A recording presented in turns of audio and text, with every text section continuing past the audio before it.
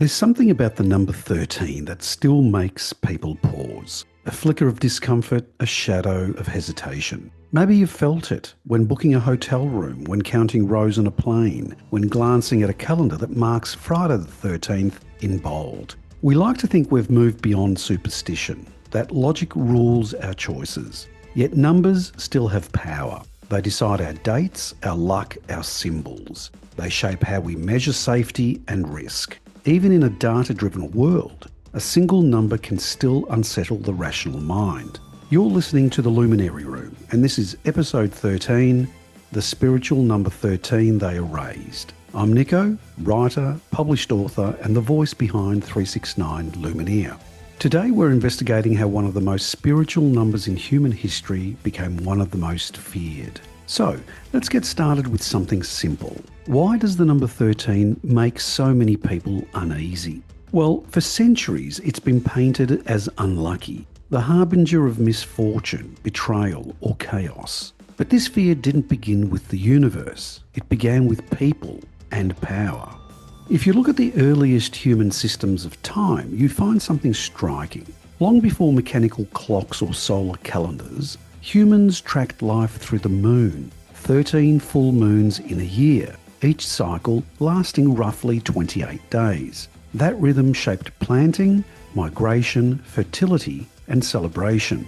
Across continents, from the Americas to Africa, from Polynesia to Northern Europe, this lunar pattern anchored the calendar. The number 13 wasn't unlucky, it was sacred. It meant completion, a full cycle of nature and renewal. In many indigenous teachings, that truth still survives. Several North American communities describe the turtle's shell as a living calendar. 13 central plates, or scoots, representing the moons, surrounded by 28 smaller ridges representing the days within each moon. It's a quiet reminder of a world that once measured time in harmony with the earth. You could say that 13 was nature's own clock. But as we know, history rarely leaves harmony untouched. When societies shifted from lunar to solar timekeeping, something deeper changed. Not just how we counted days, but how we related to the natural world. 12 became the new measure of order. 12 months in a year, 12 zodiac signs, 12 apostles, 12 hours visible on an analog clock, 12 denoting a dozen, 12 inches in a foot. 12 became completeness. And in that new order, 13 became excess, something that didn't fit. When Rome restructured time under Julius Caesar, it did more than tidy the months. It wrote reality. The Julian calendar fixed 12 months to match the sun, a model perfect for military campaigns, tax collection, and imperial administration. Time became a system of control. The church later sanctified that structure. While Easter still depended on lunar timing, the rest of the calendar was bound to solar order, a theological choice dressed as mathematics. That decision did something subtle but lasting. It separated humanity from the lunar pulse. 13 moons, long tied to the female body, to tides, to crops, became symbols of unpredictability. Unpredictability was recast as disorder, and disorder required correction. From that point on, time itself was linear. It marched, it ruled, it measured. But for most of human history before that, time had flowed, a circle, not a line. You could say that when Rome captured the calendar, it captured the rhythm of life. The Roman reforms under Julius Caesar standardised 12 months. Later, the Christian calendar reinforced that pattern, embedding 12 as divine structure and casting 13 as a symbol of transgression. Once religion and empire merged, the pattern was set. So, it's no coincidence that the most common explanation for the fear of 13 comes from Christian mythology, in the Last Supper. 13 at the table, one of them a betrayer. Judas, the 13th guest, the bringer of tragedy. But if you trace this belief historically, it doesn't actually appear in the earliest biblical texts.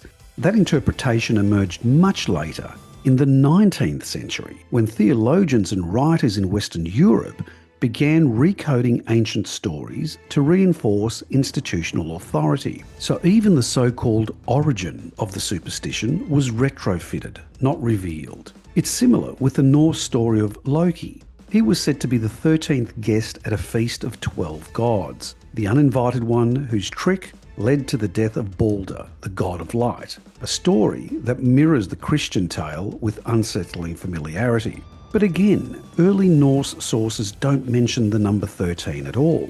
The number was added centuries later. Why? Because myths evolve in ways that serve culture. And by that stage, European culture already feared the number. So it's worth asking, who benefits when fear becomes tradition? Think of the power in defining which numbers or people are seen as dangerous or out of order. Numbers, like narratives, can be weaponised. On Friday, October 13th, 1307, the Knights Templar, one of the most powerful religious orders in medieval Europe, they were tortured and executed. That date, Friday the 13th, later became mythologised as a cursed day. Yet contemporary records don't show any superstition attached to it at the time. That link came centuries later, reinforced by novels, Hollywood and mass media. A real historical purge became a superstition. But superstition spreads best when it hides its origins. Time had to be standardised for trade and, of course, for taxation. The Gregorian calendar became the norm in 1582. And everything that didn't fit its rhythm, including 13 moon systems, was dismissed as primitive or pagan. This wasn't just administrative, it was ideological. To erase 13 was to erase older, earth-centred systems of time. Now, consider what that means. When you lose the lunar rhythm, you lose your link to cyclical time, to the understanding that growth, decay and renewal follow the same path. You trade a living calendar for a mechanical one. The human body still follows the moon, menstrual cycles, tidal rhythms, sleep patterns. But our clocks no longer do. Maybe that's why we feel out of sync. In indigenous calendars, the number 13 still represents sacred structure. The Maya, for example, built their 260-day ritual calendar around 13 numerical tones multiplied by 20 day signs. Each tracina, which denotes a period of 13 days, carried spiritual significance. It wasn't unlucky, it was cosmic order. Even in ancient Egypt, the year included 12 months of 30 days each, plus 5 extra days, a symbolic 13th interval used for festivals honouring the gods. The Greeks and Babylonians inserted a 13th month every few years to keep lunar and solar calendars aligned. In other words, the number 13 was once practical, mathematical and sacred, not superstitious. Across the Pacific, the pattern repeats. The Maori of Aotearoa in New Zealand kept time through the Maramataka, a lunar calendar that recognised 13 distinct moon cycles in a typical year. Each moon carried its own name, mood and meaning, tied to the tides, the crops and the migration of fish and birds. The first moon, Wiro, marked renewal and rest. The 13th, Mutuwenua, represented closure, a pause before the cycle began again. It wasn't superstition, it was observation. The Maori weren't counting numbers, they were tracking life. You find the same principle in the world's oldest continuous cultures, the Indigenous Australians. Many Aboriginal nations followed a 13th moon cycle that guided everything from ceremony to hunting. In Northern Australia, the Yolngu people marked each moon by its relationship to the wet and dry seasons. Every moon is marked by a name, a season, an ecological cue, a reminder that knowledge and nature are inseparable. Further south along the Murray-Darling Basin, some nations recognise 13 moons tied to the behaviour of plants and animals. The flowering of the wattle, the nesting of water birds, the arrival of eels. Each moon had a name, a purpose, a teaching. There was no new year in January. Time flowed in a circle, not a straight line. When the colonisers imposed the 12-month Gregorian calendar, that rhythm fractured, but fragments of it survive. in song lines, oral teachings, and ceremonial practices. These weren't alternative calendars. They were accurate systems of observation designed by lived experience, not decree. The 13th moon isn't superstition, it's equilibrium. Now, these examples matter because they expose a global pattern. Different cultures, separated by oceans, arrived at the same conclusion. 13 moons defined the natural year.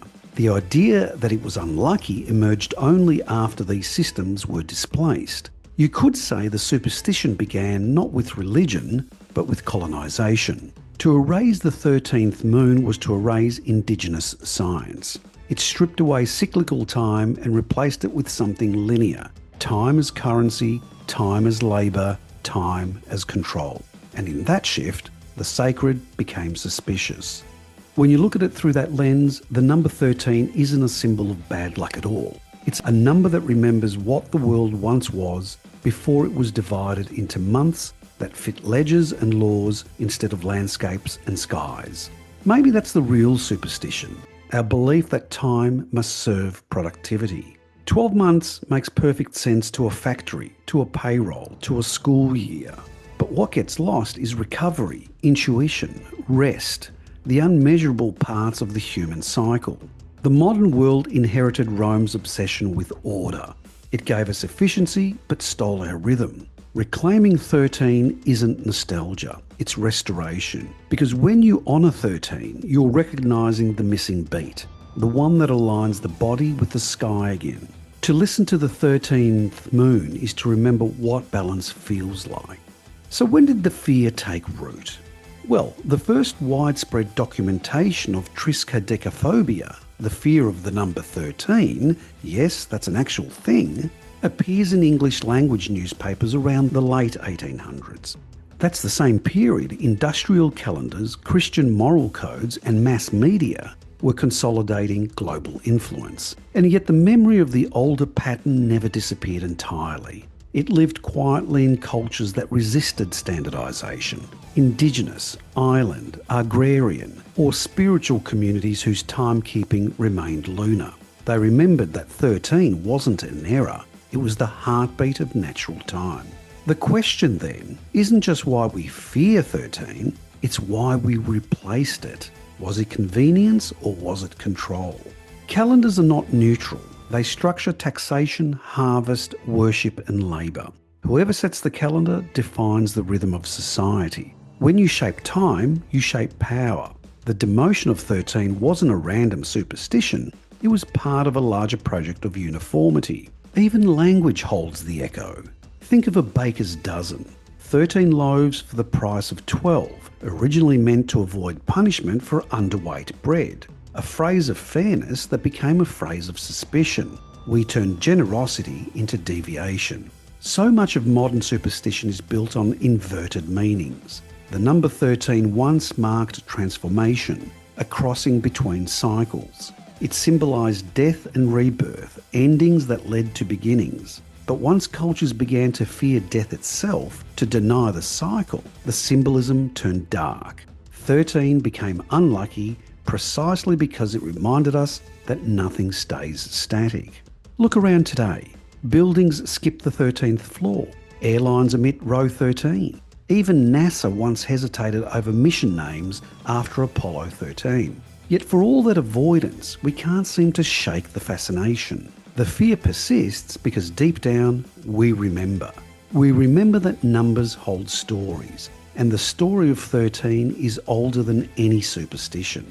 What if the number we've been told to avoid is actually the one that reconnects us to nature, to rhythm, to reality? The 13th moon offers a different kind of wisdom.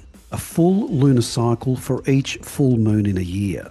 A calendar that places humanity back in the flow of nature rather than above it. It invites you to see time as a sequence of renewal. So every time you skip a floor, avoid a date, or flinch at the mention of 13, you're participating in a story that someone else wrote. A story that replaced harmony with hierarchy. But we can reclaim that rhythm simply by recognising it. So maybe the question to leave with you is this. If the number 13 was erased from the story of time, what else has been rewritten? If you've listened to enough episodes of the Luminary Room, you already know the answer.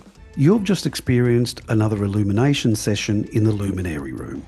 If today's episode gave you insight in how superstition shaped our understanding of time and power, then subscribe, share, and help spread the light. Every listener shines a little more on how hidden histories still shape what we believe. And if you'd like to explore this story in greater depth, head to medium.com/NicoWriter or on Substack at substack.com/@369lumineer and search the spiritual number 13 they erased. It's my latest article. So, until next time, stay curious, stay critical, and stay aware.